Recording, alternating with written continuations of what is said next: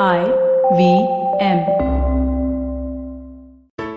There's a quick survey to fill out on ivmpodcast.com/survey. It lets us know a little bit more about who's listening to us. And you know what? We're going to do a few prizes. So, we'll do a random drawing of maybe 10 people and we'll send you all some swag. Remember, that's ivmpodcast.com/survey where you can fill out the survey. This is Storytellers and Story Sellers live on tape. You're listening to me, Vineet Kanabar, on the IVM Podcast Network.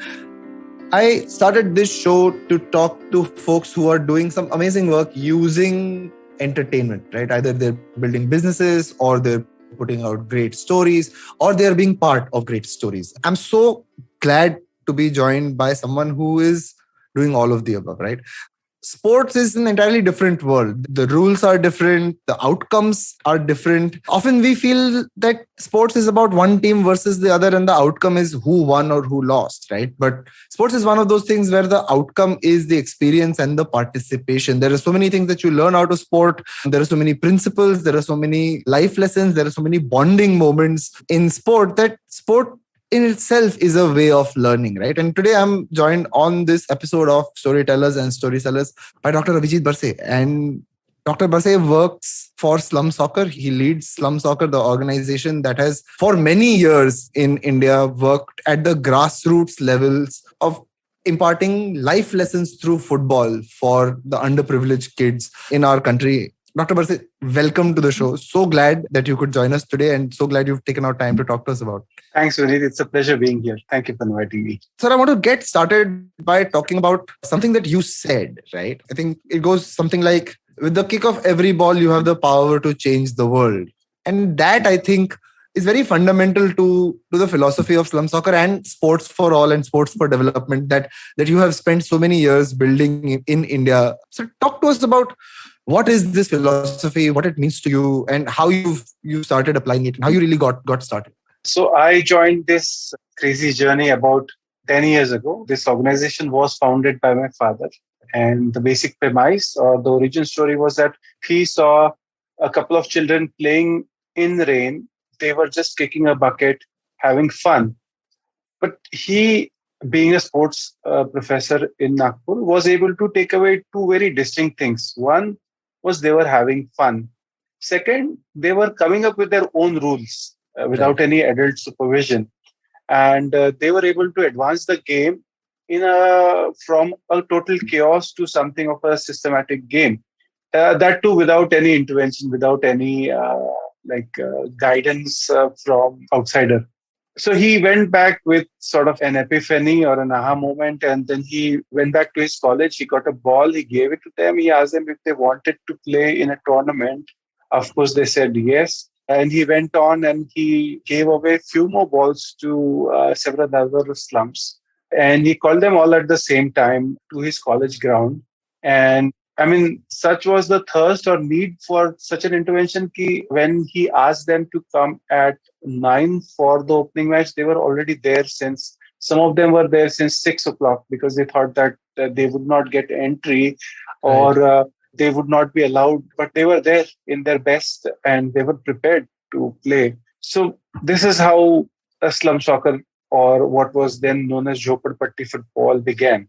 This was in early 2000s, and I joined in somewhere around 2005, a part-time, and then full-time closer to 2011 or 12. So my journey also has been one of an experimentation, taking the risk, and then sort of fully jumping into it.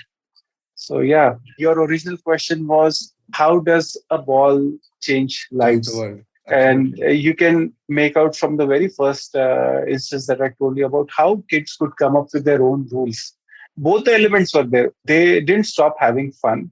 They were kicking a broken bucket and they were still having fun. At the same time, they knew that in order to score some goals, we'll have to come up with some ground rules. So they did. I don't know much in depth about what exactly that exchange was among them. But as you can see, sports provides both fun element as well as the structure that we sometimes want to see. And it was very organic. Nobody was telling them, why don't you make this a goal. Why don't you divide it teams? It was happening so naturally. We knew that this game had a potential to essentially do all the things that we otherwise would make kids sit in a class and learn. So the game was the teacher. And every time we start a new center, every time we induct new players in our programs or even coaches for that matter, we've seen the transformation in their lives in just a couple of days or months, where they become as shy and very sort of introverted person, and then opening up on the field, making friends, going out Mhm. and solving Mhm. each other's problem even when off the field. We've seen this transformation, so much so that now we count on it to carry on most of the type of change that we want to see in the community, in the society. I love it. I mean, I've always been a big fan of the work that you've been doing. I am an even bigger fan of the way you conduct yourself. I think there is so much to learn about the way you have gone around building slum soccer. And I want to spend the first few minutes of our conversation actually talking about that, right? So the journey started in Nagpur. Again, both of us are from Nagpur. That's where we first met. That's where we first worked together for a little bit as well. Your father was a professor. He was looking at, having community impact within his own circle of influence, to now where you've taken slum soccer. I think there are centers in, I might be wrong about the list, so please correct me, Chennai, Nagpur, Calcutta, I'm going to say, Bangalore, and Delhi is the fifth city, if I'm not mistaken, right? So five major All correct. centers. All correct. Yeah. Right. So five major centers, a pretty much global footprint. You're on, I think, a bunch of FIFA committee boards. I'm not sure if you're still on them or you have. I know you have been on them as well, but I know they're sort of tenured things. It sort of comes and goes. So the impact that you've had personally on slum soccer and on the lives of these kids, that's taking a community passion project and turning it into a force for good for kids, right? And when I say it's a force for good, at the end of the day, it is an investment of time, energy, effort, resources, right? Can you just talk us through maybe two or three instances over the past few years? I remember, I think it was 2014 when you opened the Chennai center, which was a big moment of pride to have a center in Chennai, right? There was a partnership that I think you had with the Hindu, where the Hindu had invested time and money as well. So over time, you've had partners and you've had success. Maybe you can talk to us about a couple of these really big, important things in the history of slum soccer that I'd love to just place on record. Yeah. But when I think about all these wonderful things that you mentioned, now they simply sometimes seems to pass me by, and I end up Right. focusing on the type of work we do, not the type of people who fund us at times. And I may be wrong in doing that, but I suddenly realized that yes, there a big part of making us successful has always been the type of people who stood with us. Someone like a newspaper Hindu, who initially, when we began in Chennai, was a big part of our movement by helping us spread the word across, as well as bringing us volunteers and potential other funders also. I think for those couple of years when we were working from in collaboration with them, we saw a huge turnout of volunteers there. And you're right. Like when we began, we didn't know we would grow in such a way. It was never our plan. Our plan was to dig deeper, reach the last person in the slum, the last child in the slum who didn't get an opportunity. When we were thinking about that, we were not thinking about global expansion or having a footprint in so many cities. But it happened because the game itself is such powerful magnet that it Right. attracts a lot of enthusiasts, and plus someone who follows football passionately will always want to see those stories come out of it. Now that a lot of footballers from across the world have themselves come from a very disparate circumstances. Right. So it's but natural when you look at India, you want to see such stories, and we were at the forefront of creating such stories.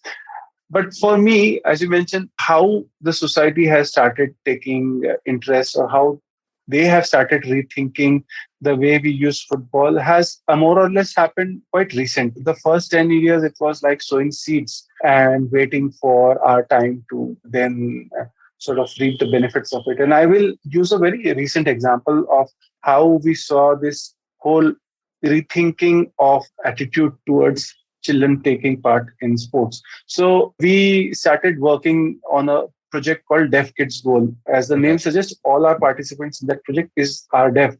They're also being taught for the first time by deaf coaches. So there are no deaf coaches that we know of. We trained them, and now we are trying to work with them to get their licenses. When the schools were on, The practice sessions used to take part inside the school premises where it was all closed and nobody could see them. And such was the impression of the society that deaf children don't play, or even if they play, the play is meaningless. Because of lockdown, we had to take this to the community where most of them were staying. And for the first time, not just the community that was staying nearby was able to see deaf children take part, but also the parents themselves were able to observe that their children, who they feel are deficient or lacking in something, are not deficient. They may be different, but they are not deficient. They are special in their Right. own ways. Right. And they were able to play, they were able to learn, they were able to come out of their shells, have a laugh, have fun. And then we started to get this momentum where they were suggesting ki, why don't we invite more children? I also know someone who's living in this next community. He's also deaf. Can we bring them in? So this change of viewpoint happened very quickly. Like for me, it happened very quickly, but we were Right. working on it for like 4 years Right. to get to call it so quickly. Similarly, a lot of children living in slums, their parents, no matter how poor they are, work two jobs and make sure that their children go to schools. Their initial thought process is also like, ki, why should he play? He should invest that much time in studying. So it was sports visa as opposed to studies. It was always Mhm. like two opposing things. And we were Right. trying to tell them that see, there is a lot to be learned just by taking part in sports, and you will see your child change. And it took a lot of convincing. Initially, we went through the school, sometimes through community leaders. We were also, as you mentioned earlier on, the Homeless World Cup thing was a key tool that we used to showcase success stories and how lives have been changed. And Mhm. we were also able to bring in foreign coaches or other dignitaries to the slum to impress upon the changes that can be had in lives Mhm. of young children. So, and like it was always incremental how we were able to push the dialogue ahead, get more and more. First, it was boys, then it was girls, and now we are working with deaf children. We are also working on training our staff to be more inclusive and including people who identify differently. So it's always us using sports as a tool to include everyone. Love it. I absolutely love it. And I want to talk to you about the Homeless World Cup. I want you to share with us some success stories from slum soccer. I know there have been so many. Homkan Surandashe is my favorite story to go to, but I mean, it's such a heartwarming thing to see what you're doing and the power of something that, like you're saying, I think the larger society is starting to realize in India more and more, right? हमारे पास तो हरदम मतलब not even in the slums, but even in the middle class, or even in, unless you're like one of those privileged kids whose parents send you to tennis coaching, everybody's parents are like nahi padhai karo versus karo. But to see that have real life impact, can you tell us a few success stories from slum soccer over the years, some of the ones that really make you feel like, hey, that's the impact that this org has had? Absolutely. And this is one of my favorite things. This is what makes me go to work every day. This is what makes me go and talk to funders, something which I really dread at times, sometimes something that makes me feel that I am part of something bigger. So again, these are like abhi, like right now the place we are in, it feels so nice. I am surrounded by the very people that we've worked with over a past decade. So almost 80% of Slum Soccer staff consists of the youth that began as players with us. I have Right. people who have started as youth leaders and are now program managers, heading movements, doing social media for us, reading, writing, way beyond their capacities, continuing their education, taking up new jobs, new roles within the organization also. And of course, our biggest success stories are those who cross the boundary of slum soccer and traverse and do something on their own. Mhm. Few of them, yeah. I mean, as I said, like it's so hard. And if I say one, I know in my mind I'm missing on several others. Of course. But yeah, I mean, I'll start with Isha, who is right now 19 years old and is a project lead with something called Shakti Girls. And Mhm. she's also heading several other young girls in a completely amazing manner. So I remember her being 12 or 13 years old, coming to play with us, and the transformation I saw it before my eyes. She comes from a very humble background. Both mother and father do daily jobs. She has a brother. But one thing was certain right from the beginning that she needed an opportunity. And it could have been anything. And maybe we were at the right place at the right time. But the moment she kicked that ball, The moment she started being a part of the team, there was nothing holding her back. She has, I think, represented the state all the way up to the national level. And one of the few players who are also like now actively playing, as well as being sought after by several clubs. Unfortunately, she Right. had a knee injury which stopped her from going last year, but the doctor said that after a year she can always do the tryouts. So we are waiting for her to do that. Her success also comes from the fact that she, being a girl or being from a humble background, never stopped imagining her situation beyond where she was, even from the beginning. I think she had a very wild imagination and a vision for herself. And she Right. worked to call that we are a part of her success is something of pride for us. We are proud that she is part of us, not the other way around.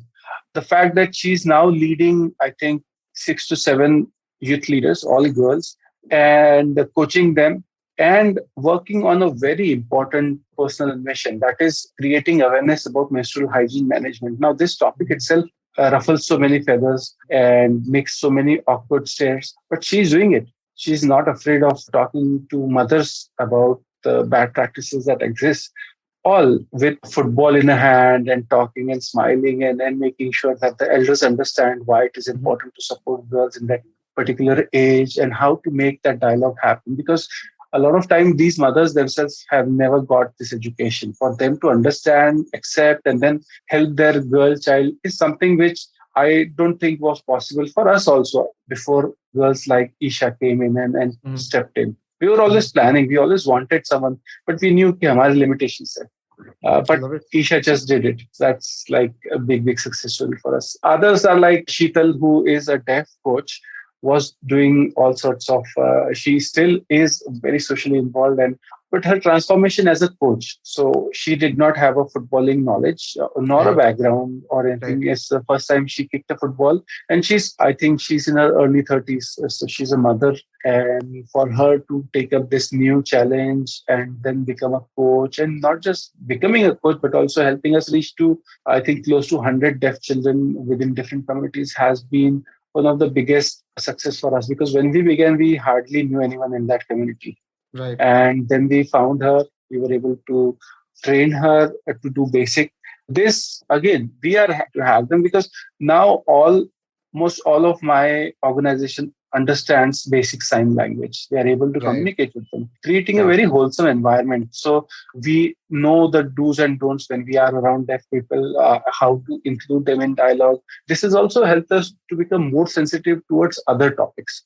So, like, we start with one and then we keep Mhm. pushing the needle further ahead, further ahead. Mhm. Again, sports becomes a background noise that is very important for us to keep the dialogue going. But then we were able to reach to these important issues which we would not have been otherwise. And of course, there are others who are working on it through different methods, arts, or so many other formats, education and health. But sports then makes this whole different to us. And then there are a few more like Pankaj, like Vikas, both of whom. Pankaj is a program manager. He heads Mhm. the Shakti Girls program. And coming from a very, very, very difficult backgrounds, where he had an alcoholic father who would beat him, and coming through that personal hurt only made him more empathetic. Right. That experience changed him to become a better leader. That's what he says. And he is way better than he thinks he is. So I can depend on these people to basically run programs and maintain that high quality of intervention that we do. They are not just like success stories, they are also excellent managers of our program. They know how to Right. properly technically design football based or grassroots football interventions. So they are there. They are from slums. They are themselves seen poverty and lack of opportunities, but they have overcome. We feel our part in their lives is very small as opposed to what they have personally invested in themselves. We were just there at the right time, at the right moment, at the right place. I love it, sir. And I love your humility about it as well. I'm sure these are all enterprising young people who would have found a way to get to the best of their potential. But I'm sure your contribution and Slum Soccer's contribution to that has been massive as well. What I wanted to ask you before we go into this break is, in a nutshell, if you can tell us what is the life cycle of someone who comes into Slum Soccer, say the age of 12, 13, and then maybe graduates out of the program in, maybe I think it's a 2-year program in that sense. But like, if you can tell us what that life cycle really is all about, right? I'd love to know. And I mean, from my experience, what I'll share is when I visited the facility, it was much more than just a football ground, right? There was at that time, and this is way back when, at that time there was a computer room, there was your, the whole setup of life skills through football, right? So I'd love to get that program down before we go into the break. So it's even younger. We are working with class first to class four students also under our program EduCick. Now, EduCick is again a unique venture where we go to municipal schools and through football we teach them language and mathematics and life skills. So essentially, a child enters our program when he takes part in our Educate program. Beyond that, we have community centers project, which is for slightly elder boys and girls. We also have youngsters, which is focused on the footballing side. So we pick youngsters who are really good in football, and then they form a different pathway where we try and give them as much of professional support to help them get on their professional football side of journey. The academy that we currently have 4 boys from West Bengal and other places who are studying with us and are also training with us. And we are hoping that they get to play for at least some good Indian football clubs. So that's one sort of offshoot, one pathway that participants can take with us. The other ones are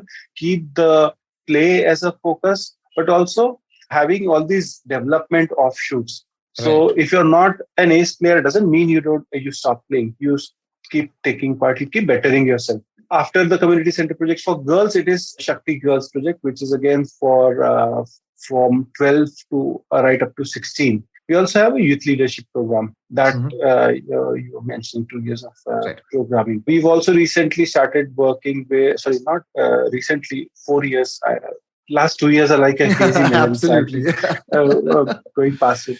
But yeah, we have Deaf Kids Goal, which we have been working on for past 4 years now. The most latest ones is where I have been part of this Teach for India's incubation cohort. And we have started a fellowship, something like a Teach for India, but for sports. So it's called Playmaker Fellowship, and it will be launched in the coming months. So that's there. So anyone who can enter as a child gets to be part of EduCick, then be part of community centers program, either continue as a youth leader with our youth leader. All the while, we also have several football tournaments and opportunities. The football, wo to chal rahe. They are ongoing side by side. This curriculum-based development is also like neatly streamlined into one direction. I love it. I mean, it's amazing how thought through and all encompassing it is, right? It's got intake from whether it's communities or schools. It's got programs that are tailored for different age groups and different talent levels and different life skill outcomes as well. And of course, the emphasis on gender inclusivity and ability inclusivity is super, super impressive. I think when I think about the breadth of the programs that Slum Soccer is running, I think it's one of the most well-developed, one of the most rewarding programs as well to be part of. On the other side of this break, we will talk about the Homeless World Cup a little bit, and we'll talk about something that Abhijit sir does not like to talk about, which is the business of fundraising and how receptive or how well the market has worked for Slum Soccer and for sports in general over time, and where do we really need to make the effort to make this more inclusive at a sport for all level. Back on Storytellers and Storysellers with Dr. Abhijit Barse right after these messages. Do you wonder why China does the things that it does? Or want to know how we could improve online privacy? Or perhaps you're thinking about how we can kickstart India's economy. If you'd like to search for the answers to such questions, check out All Things Policy, a daily public policy podcast that covers everything from employment figures to aircraft carriers. Tune in from Monday to Friday for new episodes and fresh takes. We're back. This is Storytellers and Storysellers. You're listening to Vineet Kanabar. I'm talking to Dr. Abhijit Barse. Before the break, we went into the details of the kind of work that Slum Soccer has been doing in the sports development through sports field. Right? We talked about the different programs that Slum Soccer is running. We talked about how Slum Soccer really came about and the story from Dr. Vijay Barse to the work that Dr. Abhijit Barse has done over the past 10 years or so. Interestingly, what we haven't mentioned is that the movie Jhund was made on the story from Slum Soccer. So please go and watch it. It's Amitabh Bachchan playing another Vijay, which is also interesting. And the story is based on Slum Soccer. The story is based on the work that was done in the past in Nagpur. Sir, what I want to ask you and get started with is what brought me to Slum Soccer in the short time that I worked with you in the past. It was this concept of the Homeless World Cup. When I first heard of the Homeless World Cup, it was मेरे दिमाग में एक bulb चला कि यार ये this is what helps a young underprivileged person want to get out, right? Probably यार FIFA World Cup में घुसने का chance नहीं मिलेगा, and that we may not be able to dream about, right? But here is something that recognizes my unfortunate circumstances, yet gives me the opportunity to present my best self, live my full potential, and go out and make a name for myself in the world. I want to ask you to tell us a little bit more about the Homeless World Cup as a concept, and to tell us about how you approach sending a team to the Homeless World Cup. I know we've sent teams to Chile, to Poland, to Norway. At least these three are what I remember, but I'm sure we've sent them to at least 7 or 8 other countries as well over the past few years. Sometimes we've placed well, the India men's and India women's team. Sometimes we've placed well. I think there was a highest ever ranking of 6 or 7, if I'm not mistaken. But For sometimes women, yeah. yeah, for women especially. And sometimes we've not placed well and turned up 21st or 24th as well. But that's not what's important, right? What's important is that there is this wonderful tournament that you're associated with. Please tell us more about the Homeless World Cup. Yeah. So we started sending teams from 2007. The first team that went to Homeless World Cup was sent to Copenhagen. Right. In Denmark. That was our first venture, and that was in 2007. So we've been sending teams ever since. As you pointed out, they've gone all across the world. It was funny, like how both our organizations began. Mel, who is the founder of Homeless World Cup, is also a social entrepreneur. And he began this, before this, he was working with something called Big Issue, a street magazine that is sold entirely by homeless and street dwellers. And it's a really good quality magazine with top write-ups and good quality content. But the business model is where they sell this for a premium price. Half of the price goes to the seller, and the other half goes to the Big Issue. And he was facing this issue where the vendors would, after getting money, go and get high. So there was really no social outcome other than just getting money. So he was worried. He started this to keep the vendors engaged after their selling, and so that they could be positively directed, similar to what we were also trying to do, but for a different age group. And one thing led to another. His outcome was conducting his first international tournament, because these street papers are all across Europe. So the first World Cup took, I don't know when, but it included mostly teams from Europe, and then it grew from there. They found us because we were also showcased on one of the documentaries on BBC at some point. There are so many hazy details going in the background, but Mel heard about Slum Soccer. He, through his network, reached out to us. We missed the call, but I heard the name, and like you, it clicked. They just told me one time the name of the organization, and I was able to look for it on the internet and email them. And they very gracefully got back to us right away. I was able to get the team sent. So this is how we began working with them. So just to briefly recap, Homeless World Cup, just like us, engages with people living in difficult circumstances, and then creates this international platform where one of the issues that is always set aside, like it's not just in India where you don't want to see poverty and people in neglect. It's everywhere. Absolutely. But his idea is to bring it to the forefront so that society also sees them in a different light. And absolutely, it should be there, which is why we call ourselves Slum Soccer and are proud of it, because we're not trying to hide our circumstances. We want to celebrate our life despite whatever difficulties the children or the young people from slums face in every day, and be proud about their origins. Every year when we send teams to this event, and this became very clear in the initial years, that they become the center of attention during this whole selection and representing India on such an international platform.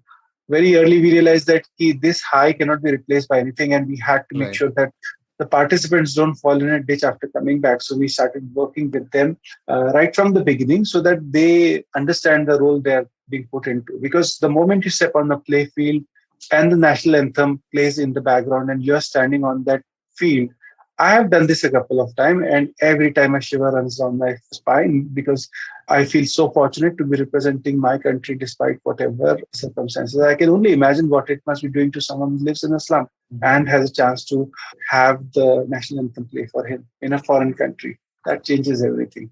What a moment. Thinking about it is also giving me such a high. more like feeling seriously.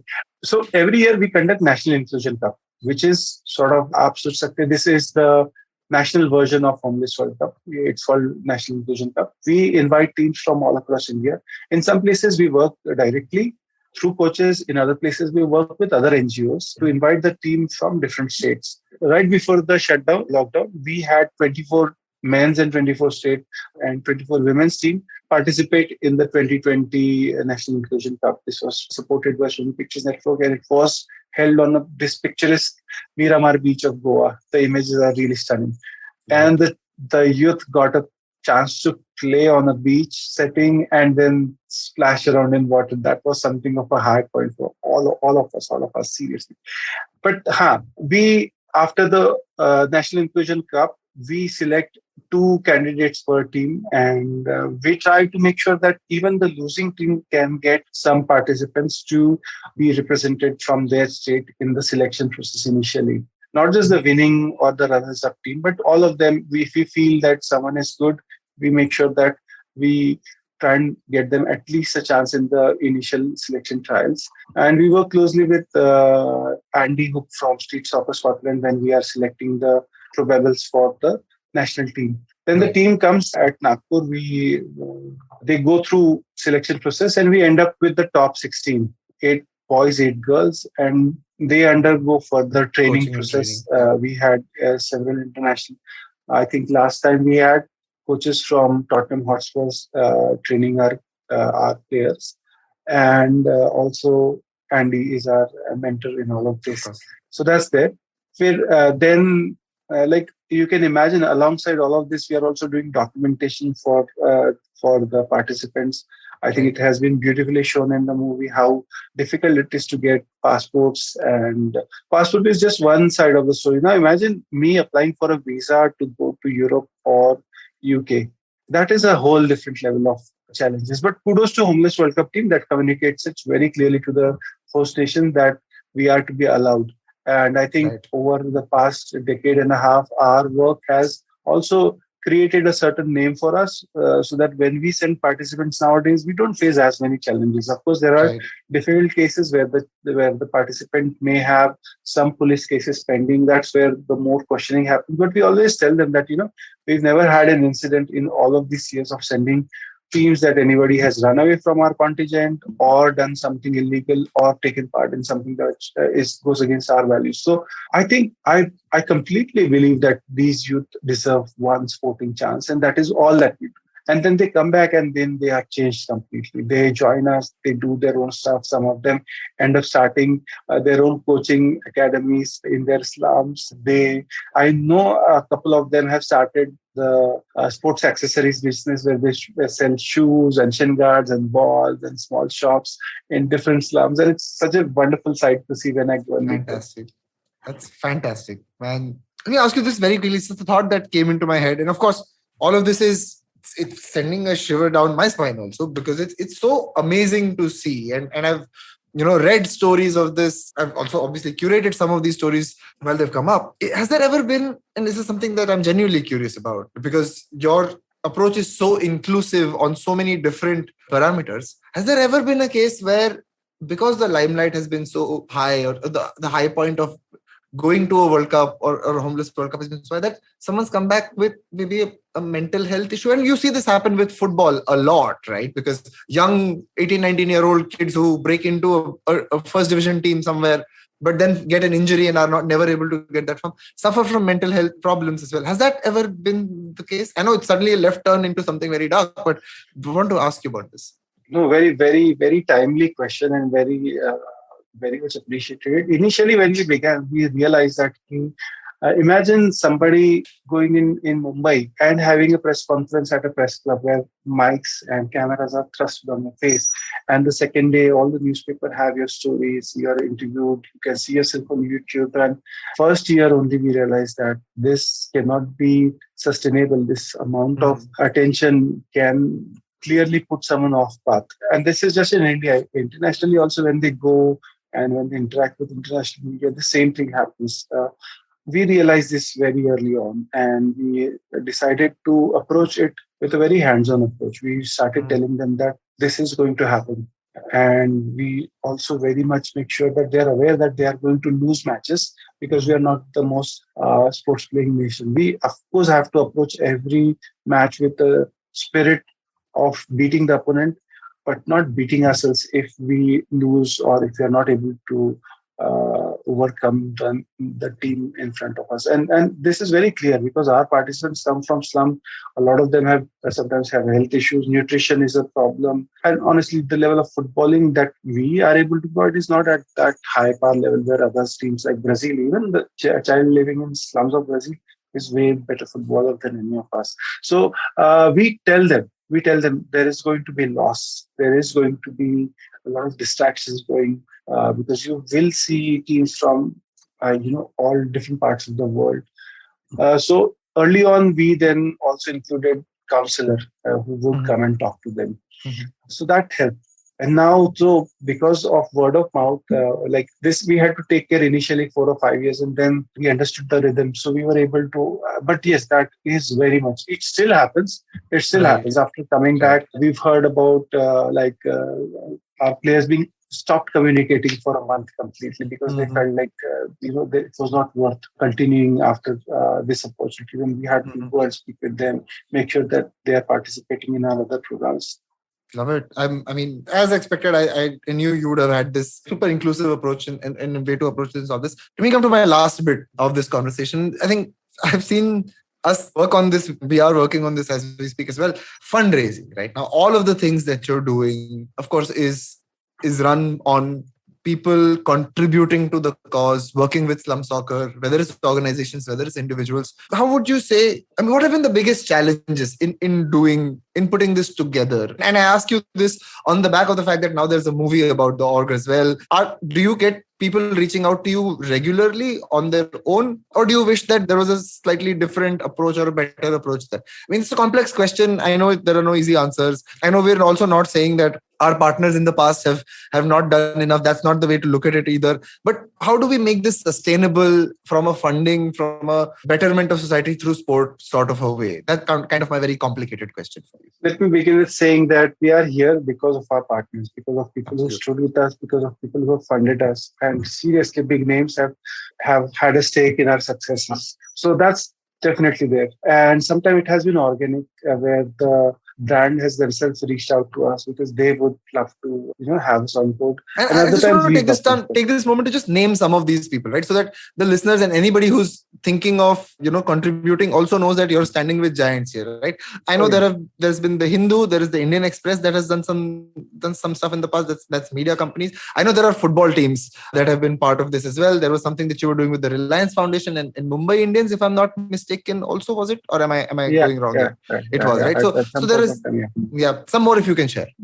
Yeah. So we have, like, very recently, we have been given grant support from HCL Foundation. Before that, we were supported by Sony Pictures Network. Booker Smile is one of our very strong partners. Reliance Foundation, they support our Shakti Girls program.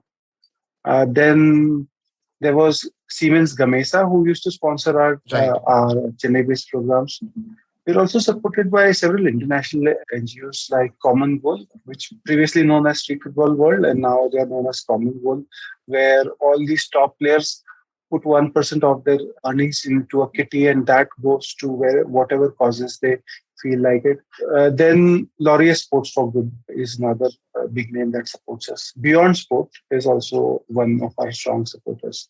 Apart from that, we are like functionally or like implementation wise, we work closely with Homeless World Cup, Street Football World, Wash United, Deaf Kids Goal. And of course, I would be failing to name FIFA Foundation, who are again have been supporting us since 2009, I would like to say. Right. So yeah, definitely these organizations have stood with us in different capacities. Some of Right. them have funded our programs, others have provided us with coaches and trainees. Yeah, yeah. Street Soccer Scotland and also Tottenham Hotspurs have Of course. previously sent training partners for us. So that's that. We won't be here if we didn't have the support from these magnanimous partners we have. Yeah, that being said, it's not an easy job. I think we got a big boost when we got the FIFA award in 2016, the FIFA Diversity Award. Even before that, I think in 2012, Vijay sir got the Reliance Real Hero Award. That got us some real good publicity, and that got us into this mainstream of people starting to look at us. The second wave came in after we got the FIFA Diversity Award. Every of these performances, every of these awards got us to new funders and new supporters. Yeah. But yes, it is a challenge. Even with this movie underway, especially I think I understand now better because the past 2 years, everyone of us have gone through this pandemic together, and coming out of it is not also that easy. We are now facing so many uncertainties that people really don't know what to support or what to look at. So I think their choice is also slightly difficult when it comes to supporting a sports-based organization or an education or a health or agri-based organization. So there is also a lot of choice. So we are not alone here. Yeah, but every time somebody says like, okay, I would love to do this for you, it's one step closer to our dream. And brands are still coming forward. We still have several really interesting people who have approached us. Yeah, very recently, yes, sorry. I do feel interested. Nika Men's did a small campaign for us, and they then donated proceedings from that campaign. The No Shiv Movember, I think that's what we did. Right. Even before the movie came in, they just approached us and they did this for us. Sometimes it happens naturally. Sometimes you have to pursue. Every year is this challenge to raise funds for Homeless World Cup. For past 3 installments, Book a Smiles sponsored all of our teams going through to Homeless World Cup. I think they supported us in Mexico, in Cardiff, and I think one before that also where we went to Edinburgh. So yeah, they have come forward. This year again, we have to start this search again.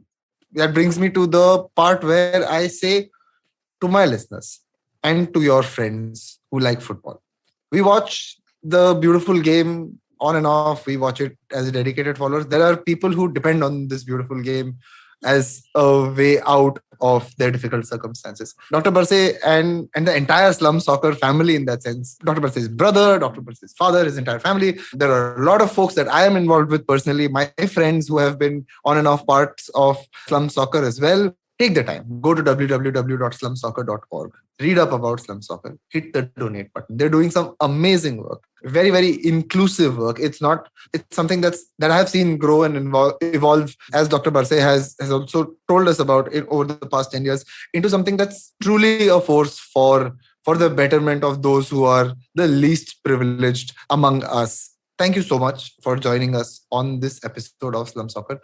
Once again, to my listeners, go to www.slumsoccer.org. Check out the work that they're doing. Watch the movie Jhund. I mean, if going to a website is not your cup of tea, watch the movie Jhund, get inspired and join the cause. Dr. Barse, any last words for my listeners before you head out? I just wanted to do that appeal myself because I know you've done it probably a million times in your life. I didn't want you to do it one more time, but any last words? No, first off, thank you, Vinny. Thank you, Harshal. And thank you, Saurabh, for giving me this platform to talk about my work. And to your listeners, I would say, like, it doesn't have to be just Slum Soccer. Pick a cause, support it. It may not be your cup of tea to support a sports-based NGO.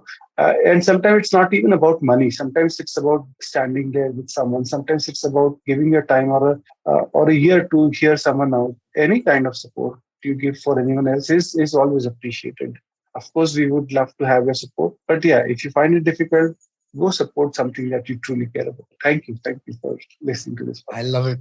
Truly amazing to hear you speak, Dr. Barse. Always a pleasure. That's it on this episode. It was amazing for me. I hope you enjoyed it and had a good time listening to Dr. Barse and the amazing work that they're doing on Slum Soccer. If you like what you heard, first of all, go to slumsoccer.org. I'll say it the third time. And go to at IVM Podcast or at Ashtarya Fuck It and tell me what you thought of this episode. I'm on Instagram and on Twitter. That's it on this episode of Storytellers and Storytellers. This is Vineet Kanabar saying goodbye.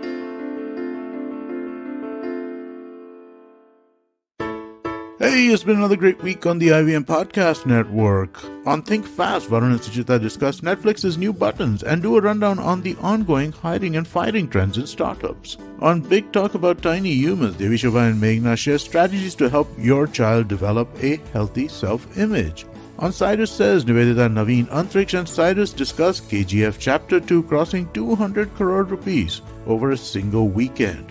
On Smarter with Sid, Siddharth talks about whether brands should use sustainability as an angle for marketing. And on Tere Mere Raste, Keshav takes us to the Sea of Humanity and Faith, the Kumbh Mela.